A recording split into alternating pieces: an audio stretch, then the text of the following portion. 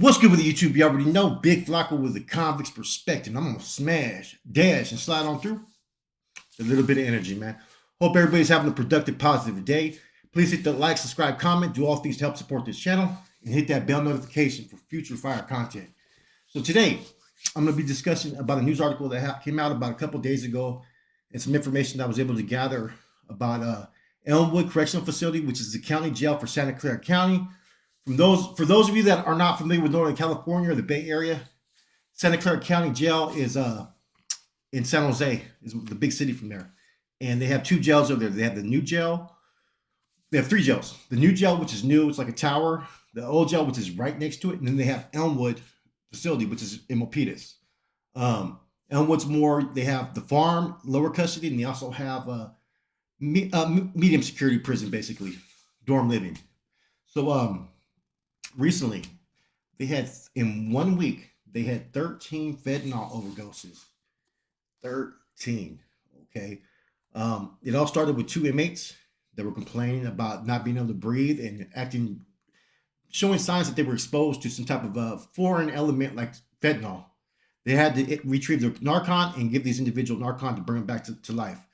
Then you had two guards, right, who were exposed to fentanyl.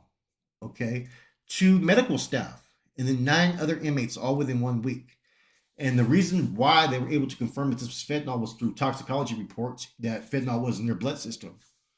Okay, so there's a discussion about 6 months ago I did about fentanyl overdoses that were occurring in Fresno County, where I believe they had like 8 in that week, and they've had them also in San Diego. Fentanyl is a new epidemic, guys. It's here. You know what I'm saying? It's really an issue. It's really destroying our communities. It's really taking people to a whole nother level that it's the most addictive drug to hit the market since crack. And it's even more addicting than crack. And it will strip people's soul. You have women who were professionals a year ago, 6 months ago, right? Didn't have no type of past criminal lifestyle, no type of past, scandalous acts or anything, who are now out there prostituting themselves just to be able to get that next fix. It's cheap to be consumed, but they need a lot of it. And that's the thing right now, is that there's not enough resources to combat this new fentanyl addiction. They're giving people Suboxone, right? But how giving them feeding one addiction with another, man. And I come out next week in a film that's going to be premiering, and I'm gonna wait because I get a lot of haters. A lot of people start emailing and talking stuff and everything to movie producers and whatnot, right? So that's going to come out next week, and it's solely based upon this new fentanyl crisis. You know what I'm saying? I hope you guys will tune into it, man. Support it. The platform is going to be free for all those to watch it, and it's optional if you want to donate. And see, I don't think people realize that, man. If you're not affected today, just because you don't know somebody or have a family member that is using currently fentanyl, don't be surprised 6 months, a year from now, you will be finding somebody. Because this is the thing about addiction, guys, is it doesn't discriminate what side of the tracks you're from, what your sexual orientation is, what race you are, whether you're a man or a woman. You know what I'm saying? Addiction is addiction. And it's in the United States now. And they also have that other one, the zombie drug that's coming out, which is a combination of fentanyl along with some type of tranquilizer, and that's putting people in different mindsets to where they're basically acting like zombies out there in the streets. I don't know why this country, right, our government, what I'm saying, they don't emphasize or even have any discussions about the fentanyl crisis right now. It's that fucking bad. The things that I've seen in the last 4 years, being exposed to it, I've seen people on it. I've gone out in the trenches. I've interviewed people. I talked to people who are still on it. The things that I've seen, man, it'll demoralize an individual like it's no tomorrow. It'll turn somebody into somebody that they're totally not. You think drugs like heroin and meth are bad? No, this drug is taking people's whole souls, man. And I think as a community that we need to have a little bit more effort into showing these kids what's wrong. I've heard stories about 11-year-old, 12-year-old kids that are in rich areas like Cupertino who are experiencing with drugs. And see, there's a lot of predators behind this stuff, man, that are taking advantage of young women and so forth, man. that are trying to feed them pills, sick bastards. So it's a problem, man.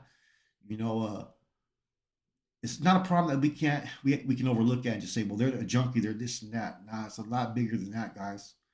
And the sad thing about it is you got people in the county jail who are in there who are naturally either heroin users by choice or even the fentanyl, and they get off the drug. I've had two friends die this way. They were heroin users. They go in, what I'm saying? They were strung out on heroin, right? They come out, they're healthy, they're strong. They feel like they want to get that fucking fix, that first high.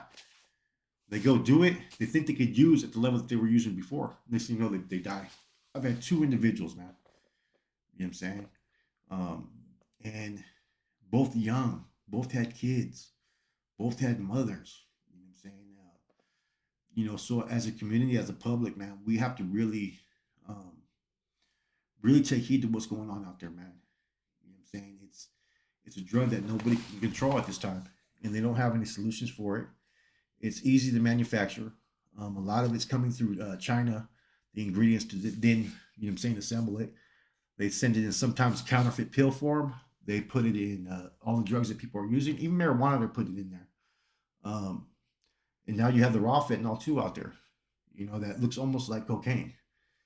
You've had kids that have been exposed to it, just exposure, and that passed away. So this isn't like a regular drug that people can be closet users, man. Eventually, everything that you're doing is going to come to fucking light, man. And the things that I've seen and experienced out there in the trenches, man, you know, uh, if you're not concerned, you should be concerned today. Because maybe it's not affecting your family member today, but it will be shortly. That's how bad and serious this stuff is getting, man. And I only say that because, I've seen people transform. I've seen people change from being this person that holds down a job, 8 to 5, 8 to 4, whatever it may be, to now they're trying to figure out how they're going to get their next fix. They've gone from having a solid bank account, good job, good nice car, to having nothing and now being homeless. You know, so this is something that we have to take heed to. And as parents, man, and the school districts and whatnot, I've said this since day one, man. Need to start putting this in your kid's head at a young age, not when they're fucking 12, 13 years old and they're starting to fucking experiment.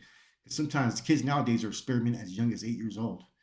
You need to get on them now at a young age. You know what I'm saying? Teaching them that drugs are bad, gangs are bad, crime is bad. You know, some of us do what we do in life, right? You know what I'm saying? The struggle's real. But that doesn't mean that you don't want more for your nephews, your nieces, your sons, right? Always want more than what you have. And reading articles like this, it's sad, man, because I've known so many people who've died from fentanyl overdose and opiate overdoses, and to this day, we're not getting enough attention out there in the communities, man, because it only becomes a problem once it starts to go into the suburban areas. You know what I'm saying? Mac Miller, the rapper, how do you think he died?